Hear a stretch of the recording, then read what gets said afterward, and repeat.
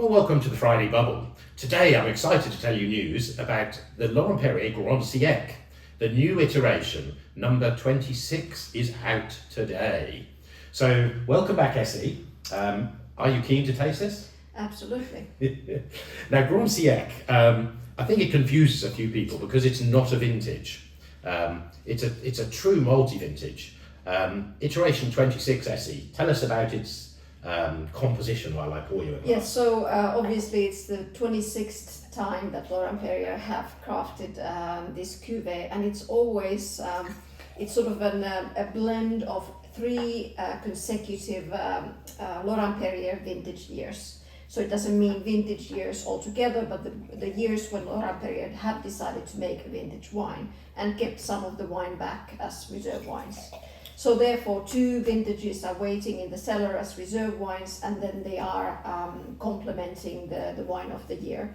So in this case, with the 26, 2012 comprises of approximately 65% of the blend. Okay. And then we have the 2008 and 2007.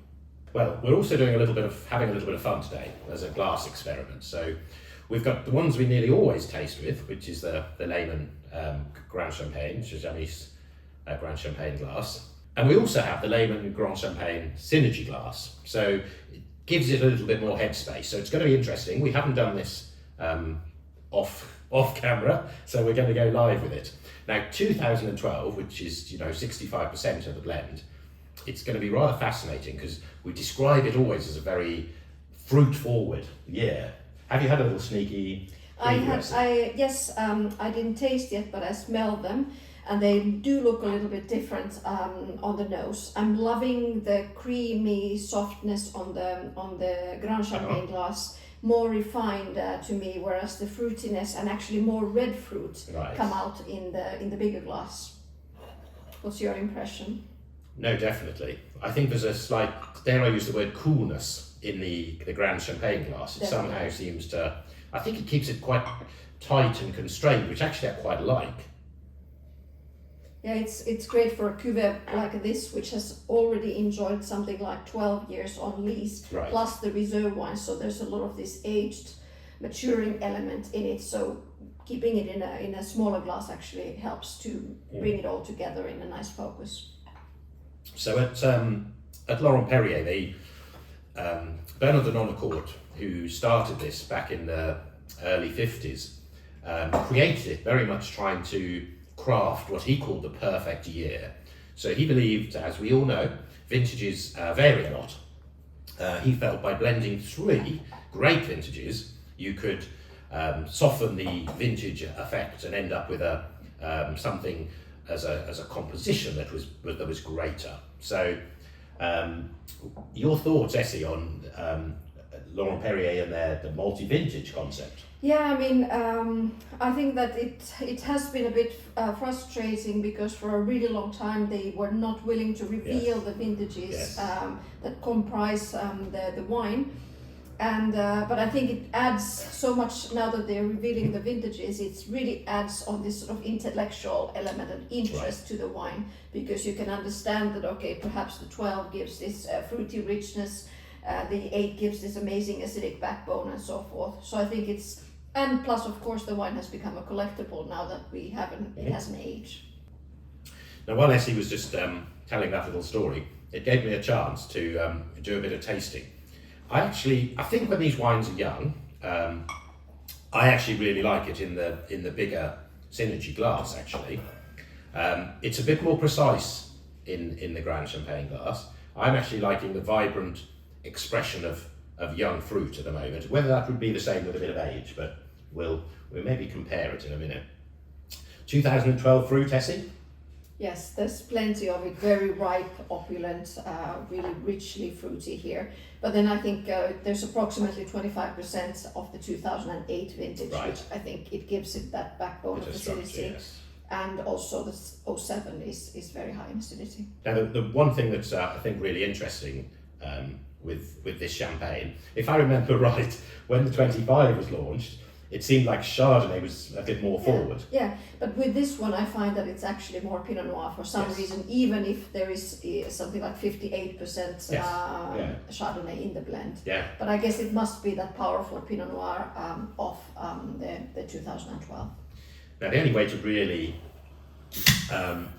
get this in context is to look at the previous release. So iteration 25, as Essi was mentioning, this was predominantly 2008. So I think it was it 65 again, Essi? Yeah, exactly. And then we also have 2007 and 2006. Right. So here we basically have two extremely rich vintages and one sort of with a cooler profile and higher acidity.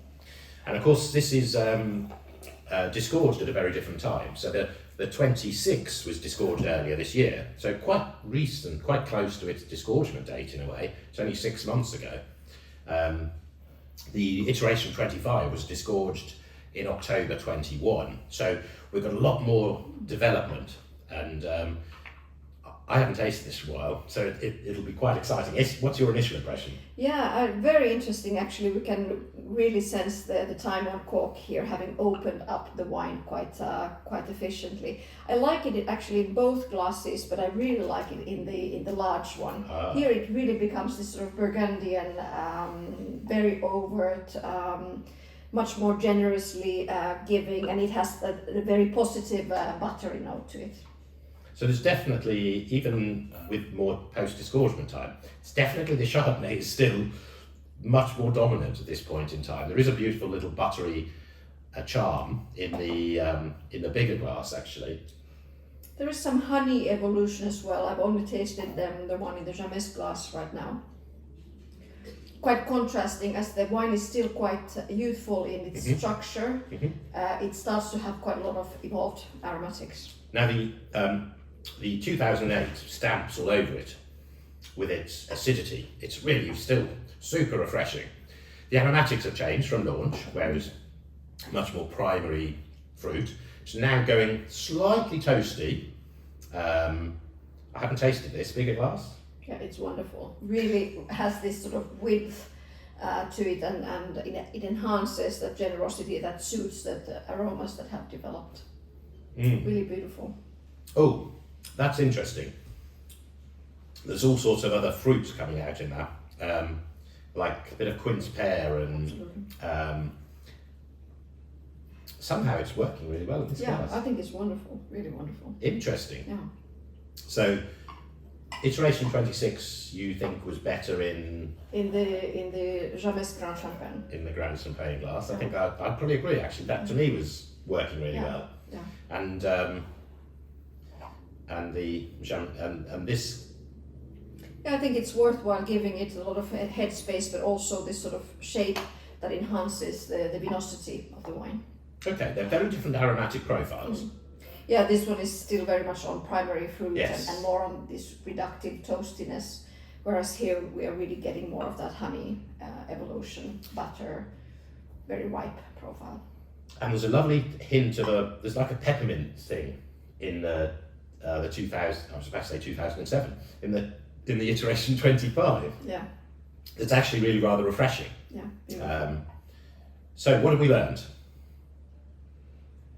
We have learned that we need to always taste the wine, but I think that yes, for as we know that for a young, very delicate champagne, it's beautiful in this glass. But here, I think really to celebrate the maturity of the wine, it's really great to have in a bigger glass.